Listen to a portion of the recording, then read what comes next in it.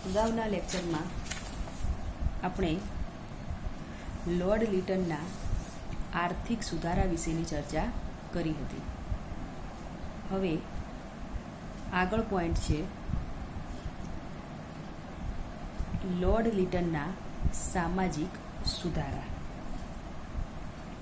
જેવી રીતે લોર્ડ લિટને આર્થિક સુધારા કર્યા હતા, આર્થિક ક્ષેત્રે પોતાનું યોગદાન આપ્યું હતું, એવી જ રીતે સામાજિક સુધારાની અંદર પણ તેનો ફાળો મહત્વનો હતો. સામાજિક સુધારામાં એનો પોઈન્ટ છે વર્નાક્યુલર પ્રેસ એક્ટ. લિટન તથા ઇંગ્લેન્ડના તેના ઉપરી અધિકારી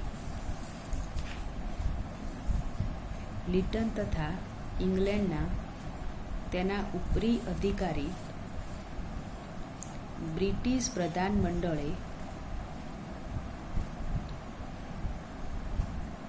પોતાની સામ્રાજ્યવાદી મનોદશા સંતોષવા માટે અફઘાનિસ્તાન પર યુદ્ધ લાદ્યું હતું. તો અફઘાનિસ્તાન પર યુદ્ધ કોને લાદ્યું હતું? તો લિટન તથા ઇંગ્લેન્ડના તેના ઉપરી અધિકારી બ્રિટિશ પ્રધાનમંડળે અફઘાનિસ્તાન સાથે યુદ્ધ આદર્યું હતું. તેના પરિણામે હિંદની તિજોરી પર તેનો ભયંકર ખર્ચ આવી પડ્યો. આના કારણે હિંદની તિજોરી જે છે એના પર એનો ભયંકર ખર્ચ આવી પડ્યો. રાષ્ટ્રીય નેતાઓ અને વર્તમાનપત્રોએ આ સરકારી નીતિની કડક ટીકા કરી. રાષ્ટ્રીય નીતિ અને વર્તમાનપત્રોએ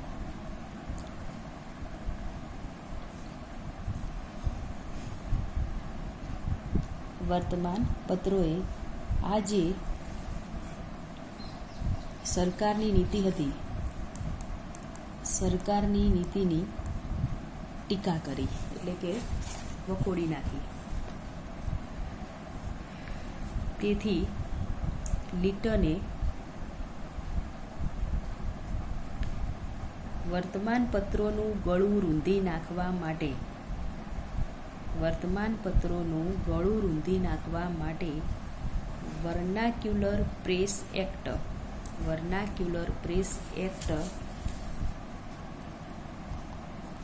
દેશી અખબારોને લગતો કાયદો. એટલે કે જે સમયે અફઘાન સામે સામ્રાજ્યવાદી કરી મનોદશા સંતોષવા માટે અફઘાન સામે યુદ્ધ જ્યારે જાહેર કર્યું ત્યારે હિંદની તિજોરી પર ભયંકર ખર્ચ આવી પડ્યો. એટલે કે યુદ્ધ કર્યું એટલે હિંદની સામે ખર્ચ આવી ગયો. રાષ્ટ્રીય નેતાઓ અને વર્તમાનપત્રોએ, બીજા જે રાષ્ટ્રીય નેતાઓ હતા એ નેતાઓ અને વર્તમાનપત્રો એ સરકારની કડક ટીકા કરી. એટલે કે આવી ટીકા કરતાં એમણે વર્તમાનપત્રની અંદર એમના વિરુદ્ધમાં છાપવામાં આવ્યું. આથી લિટન ગુસ્સે ભરાયો અને વર્તમાનપત્રોનું ગળું, એટલે કે વર્તમાનપત્રનો નાશ કરવા માટે તેણે વર્નાક્યુલર પ્રેસ એક્ટ દેશી અખબારોને લગતો કાયદો પસાર કર્યો. જે મુજબ આ કાયદાની અંદર એવું જણાવ્યું હતું કે જે મુજબ કોઈ પણ દેશી મુદ્રક કે પ્રકાશકને સરકારની નીતિ વિરુદ્ધ લખાણ લખવાની કે છાપવાની મનાઈ ફરમાવી. વર્નાક્યુલર પ્રેસ એક્ટની અંદર એવું લખાણ લખવામાં આવ્યું, એવું કહેવામાં આવ્યું આ કાયદાની અંદર કે કોઈ પણ દેશી મુદ્રક એટલે જે છાપકામ કરે છે, મુદ્રણ છાપવાનું મશીન એટલે છાપવાવાળા વ્યક્તિ, કોઈ પણ દેશી મુદ્રક કે પ્રકાશક જે લખનાર હોય પ્રકાશક ને સરકાર નીતિ દ્વારા એટલે કે સરકારની વિરુદ્ધમાં કોઈ પણ લખાણ લખવાની કે છાપવાની મનાઈ કરવામાં આવી.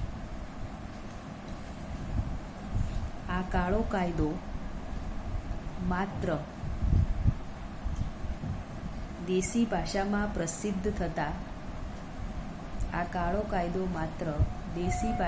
પ્રસિદ્ધ થતા અખબારોને જ લાગુ પડતો હોવાથી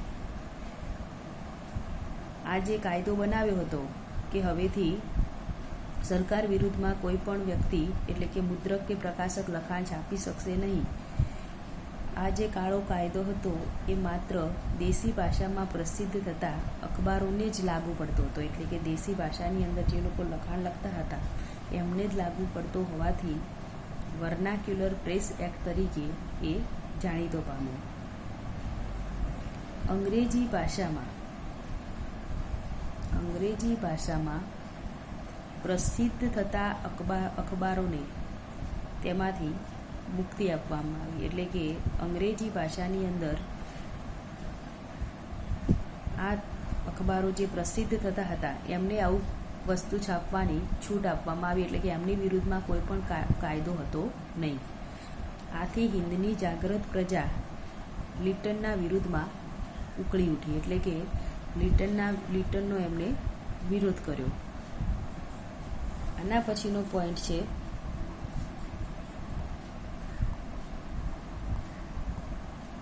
હથિયારબંધી ધારો.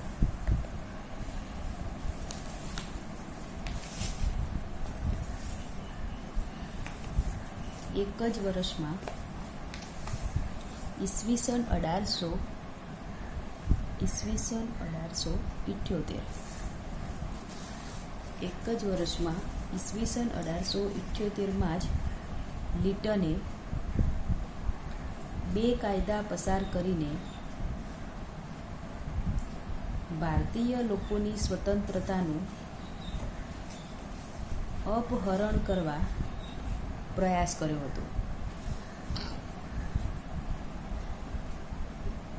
એક જ વર્ષની અંદર 2 કાયદા એટલે કે વર્નાક્યુલર પ્રેસ એક્ટ અને હથિયારબંધી ધારો આ બંને કાયદા સાથે પસાર કરીને ભારતીય લોકોની સ્વતંત્રતા એટલે કે ભારતીય લોકોને હેરાન કરવાનો આ પ્રયાસ કર્યો હતો.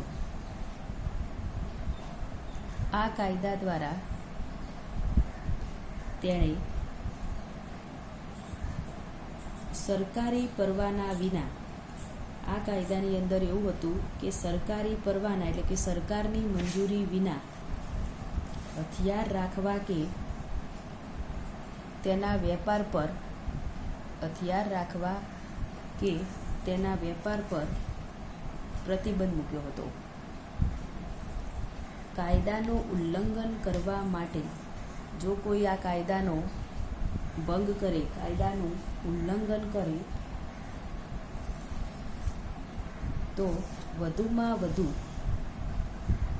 7 વર્ષની જેલની કડક સજાની જોગવાઈ હતી. એટલે કે હથિયારબંધી ધારાની અંદર લોર્ડ લિટને એવું કહ્યું હતું કે સરકારની મંજૂરી વિના કોઈ પણ વ્યક્તિ હથિયાર રાખી શકશે નહીં. જો સરકારના નિયમનું કાયદાનું ઉલ્લંઘન કરશે, એનું પાલન નહીં કરે તો તેને 7 વર્ષની જેલની સજા ભોગવવી પડશે. એટલે કે કાયદાની જોગવાઈ કરવામાં આવી. આ પરવાની વધુ ઓછા લોકોને આપવામાં આવેલી. એટલે કે આ જે પરવાનો હતો, આ મંજૂરી હતી એ કોક જ વ્યક્તિઓને આપવામાં આવી હતી. આ જે કાયદો છે એ યુરોપિયનો,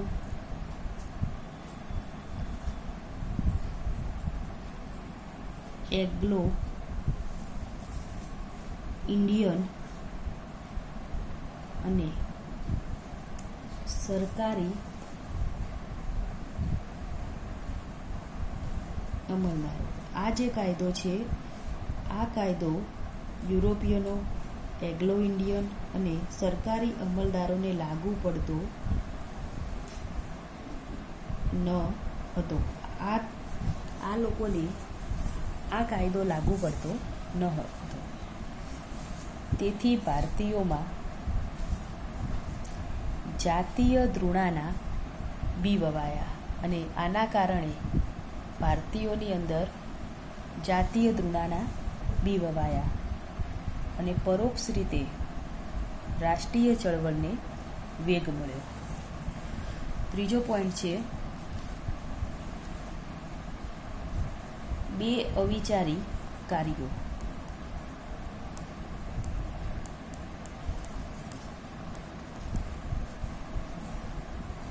ઉપરના સુધારાઓથી લીટનને યશને બદલે અપયશ જ વધારે મળ્યો. આ જે બે સુધારા કર્યા, આ સુધારામાં લીટનને જે પ્રશંસા મળવી જોઈએ એની જગ્યાએ નિંદાનો સામનો કરવો પડ્યો. તેનું કારણ એ હતું કે પોતાની તુમાખી ભરી અને સામ્રાજ્યવાદી મનોદશાને કારણે પોતાના કાર્યોની હિંદની જનતા પર શી અસરો પડે છે તે સમજવા તૈયાર ન હતો. જનતાની આકાંક્ષાઓને સમજીને સંતોષવાને બદલે તેમના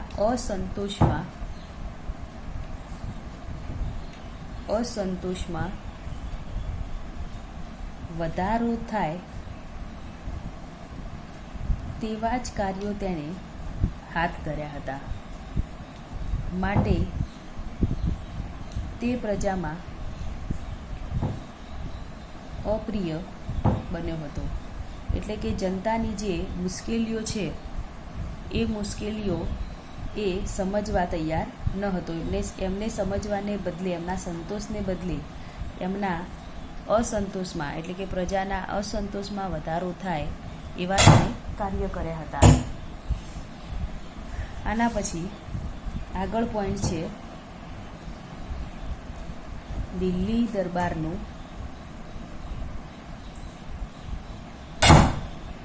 આયોજન.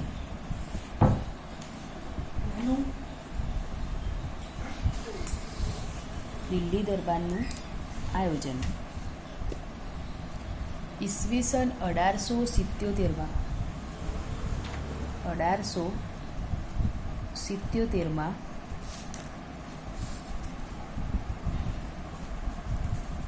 ઇંગ્લેન્ડની પાર્લામેન્ટે રાણી વિક્ટોરિયાને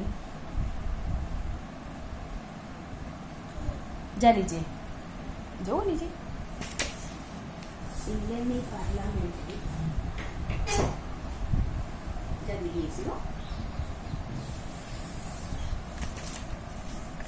રાણી વિક્ટોરિયાને તેના શાસનકાળમાં 40મા વર્ષની ઉજવણી પ્રસંગે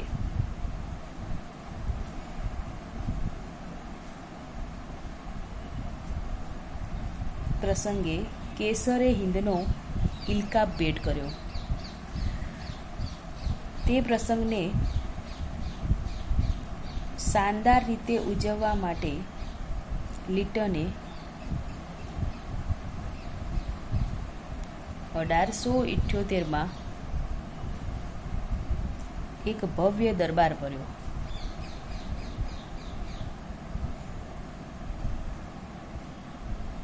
તે પ્રસંગને શાનદાર રીતે ઉજવવા માટે લીટને 1878માં ભવ્ય રાજદરબાર ભર્યો. તે વખતે પડેલો તે સમયે પડેલો ભયંકર દુષ્કાળ હિન્દુસ્તાનના પ્રાંતોમાં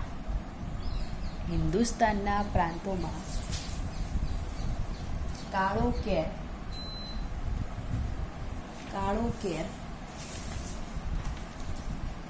વર્તાવી રહ્યો હતો. એટલે કે આ ભવ્ય રાજદરબાર એને એવા સમયે ભર્યો હતો કે જે સમયે હિન્દુસ્તાન દુષ્કાળનો સામનો કરી રહ્યું હતું. એટલે કે એ સમયની અંદર દુષ્કાળનો સામનો જે સમયે હિન્દુસ્તાન કરી રહ્યું હતું, આવી કપરી પરિસ્થિતિમાં લોર્ડ લિટને 1878માં ભવ્ય દરબાર ભર્યો. ત્યારે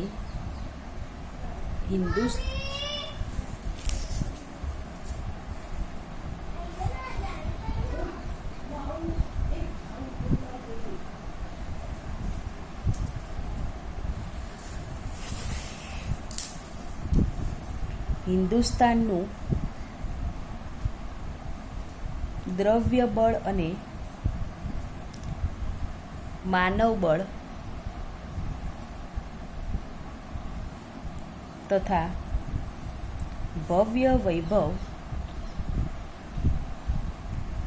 બ્રિટિશ સામ્રાજ્યની સામ્રાજ્ઞીના પગમાં આળોટે છે. આમ આ રીતે હિન્દુસ્તાનનું જે દ્રવ્ય બળ, માનવ બળ તથા ભવ્ય વૈભવ એ બ્રિટિશ સામ્રાજ્યની સામ્રાજ્ઞીના પગમાં આળોટે છે. તેઓ દેખાવ કરતા આ સમારંભે હિન્દુસ્તાનીઓના દિલમાં કારમાગા કર્યા. એટલે કે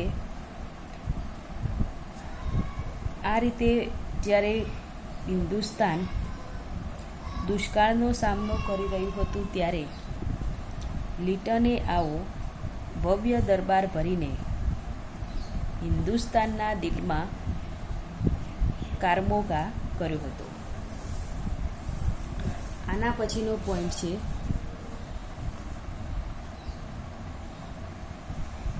દ્વિતીય અફઘાન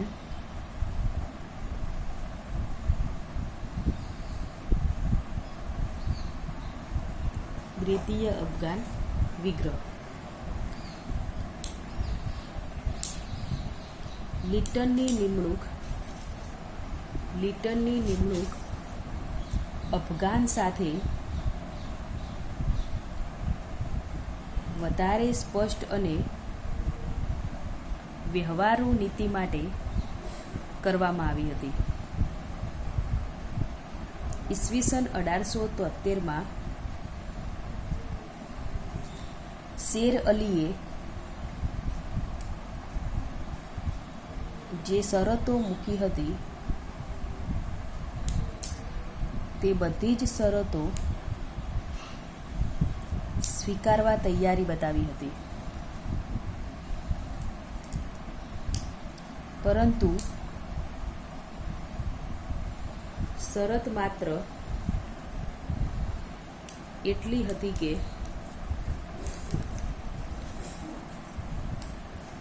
તેના બદલામાં શેર અલીએ બ્રિટિશ એજન્ટને રહેવા દેવો. આ શરત બ્રિટિશ સામ્રાજ્યને અનુરૂપ હોય તો પણ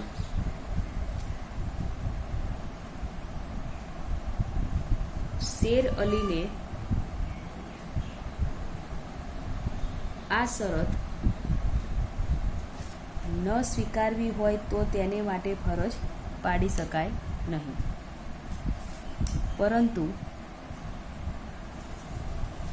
લિટન આ બાબત પર મક્કમ હતો.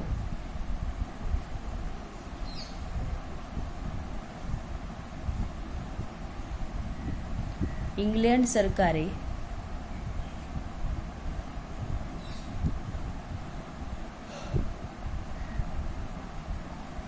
લિટનને આ બાબતમાં કોઈ પણ પગલું ભરવા ઇંગ્લેન્ડ સરકારે લિટનને આ બાબતમાં કોઈ પણ પગલું ભરવા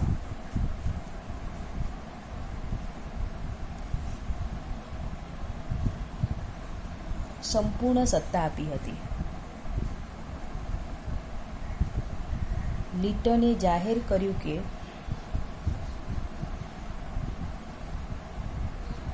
અફઘાનોએ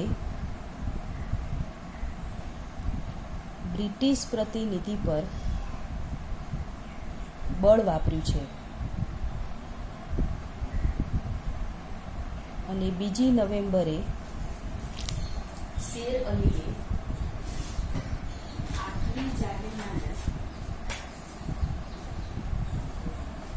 આખરી જાહેરનામું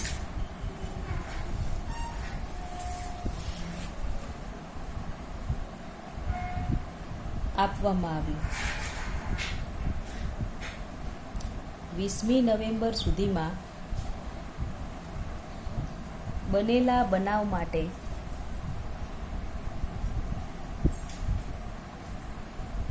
માફી માંગવી અને બ્રિટિશ રેસિડેન્ટને અફઘાનિસ્તાનના દરબારમાં રાખવો. જો તેમ ન કરે તો બધી જ જવાબદારી અને પરિણામ માટે તૈયાર રહેવું. આમ લોર્ડ લિટને જ્યારે અફઘાન નીતિ અપનાવી ત્યારે તેણે અફઘાનિસ્તાનની અંદર આવી શરતો રાખી હતી.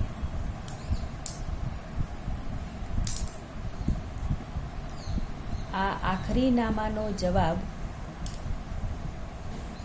ન મળતા, એટલે કે જે શરતો લિટને અફઘાન સામે રાખી હતી અને જાહેર કર્યું હતું, એ શરતોનો જવાબ સામે ન મળતા લિટનની સરકારે વળતા દિવસે તારીખ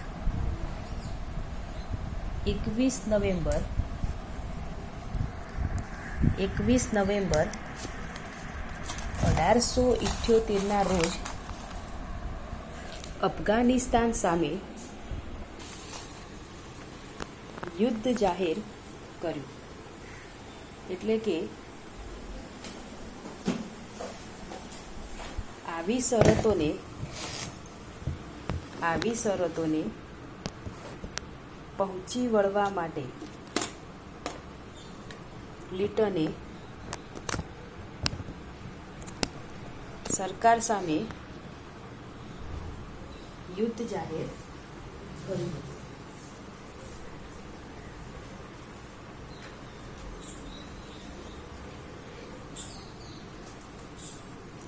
લિટનનું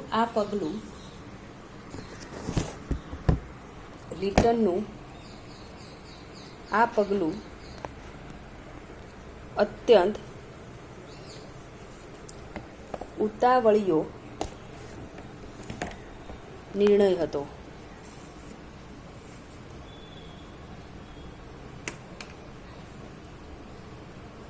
અવિચારી, અન્યાયી, અવિવેકી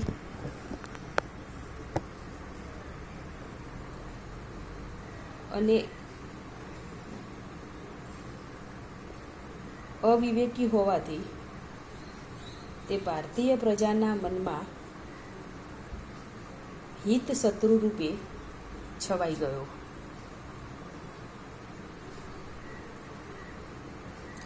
આમાં રીતે લોર્ડ લિટને જ્યારે દ્વિતીય અફઘાન વિગ્રહ એની સામે હતો, એ સમયે શેર અલીને તેણે કેટલીક શરતો સ્વીકારવા માટે ફરજ પાડી હતી, જે શેર અલીએ સ્વીકારી નહીં. લિટન આ બાબતમાં મક્કમ હતો. અફઘાન દ્વિતીય વિગ્રહ નીતિમાં લિટન મક્કમ હતો. તેણે જાહેર કર્યું કે અફઘાનોએ બ્રિટિશ પ્રતિનિધિ પર બળ વાપર્યું છે. એટલે કે અફઘાનોને સામે એવું કહ્યું કે તેમણે બ્રિટિશો ઉપર બળ વાપર્યું છે અને 2 નવેમ્બરે શેર અલીને આખરી નામું આપવામાં આવ્યું. એની શરતો માનવાનો શેર અલીએ ઇનકાર કર્યો તો સામે લિટને એવું કહ્યું કે બીજી જવાબદારી અને પરિણામ માટે તેણે તૈયાર રહ્યું. લિટનના સામાજિક સુધારાની અંદર આપણે વર્નાક્યુલર પ્રેસ એક્ટ, હથિયારબંધી ધારો, અવિચારિક કાર્યો, દિલ્હી દરબારનું ભવ્ય રાજદરબાર અને છેલ્લે દ્વિતીય અફઘાન વિગ્રહ, આટલા પોઈન્ટની ચર્ચા કરી. હવે આપણે પ્રશ્નના સમાપન તરફ જઈશું. તો આંતરિક વહીવટની દ્રષ્ટિએ અને એક શાસનકર્તા તરીકે લિટન નિષ્ફળ નીવડ્યો. તેના અવિચારી કૃત્યો જેવા કે દિલ્હી દરબારનું આયોજન, દ્વિતીય અફઘાન વિગ્રહ ઉપરાંત વર્નાક્યુલર પ્રેસ એક્ટ, હથિયારબંધી ધારો, મીઠા પરનો કર વગેરે કાર્યોને લીધે તે અળખામણો બની ગયો. લિટને દુષ્કાળની પરિસ્થિતિમાં અફઘાનો સામે નક્કામાં વિદ્રોહ કર્યા, એટલે કે નક્કામાં યુદ્ધો કર્યા. તેની અવિચારી અને ગેરડાહપણભરી અફઘાન નીતિએ ઇંગ્લેન્ડમાં તેના વિરુદ્ધ હાહાકાર મચાવ્યો. લિટનના આવા અવિચારી કૃત્યોને લીધે હિંદની પ્રજા અને અંગ્રેજ સરકાર વચ્ચે સંઘર્ષો, મતભેદો શરૂ થયા.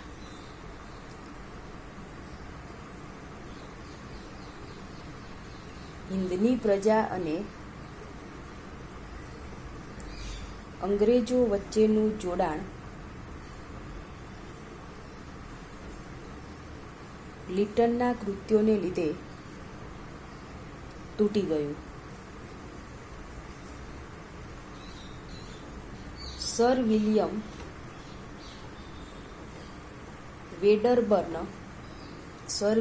વેડરબર્ન નોંધે છે કે લિટનના શાસનના અંતે ઉપસ્થિત થયેલ સંજોગોએ દેશને ક્રાંતિના આરે લાવીને ઊભો કર્યો. આ યથાર્થ જણાય છે.